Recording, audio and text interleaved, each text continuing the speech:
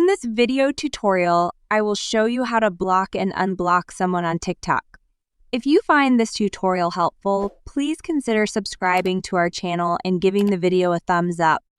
To block someone, first locate their profile. You can do this by searching for them directly. Start on the home page, and if you're searching for someone specific, use the magnifying glass icon in the top right corner to type in their name. For this example, I'll block a user directly from their profile. Simply click on their name, which appears in the bottom left of their video.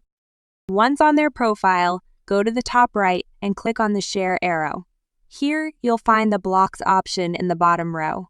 Click blocks, and a prompt will confirm that by blocking this user, they won't be able to message you, see your posts, or find your profile, or confirm by clicking block again. You'll receive a notification that you've blocked the person.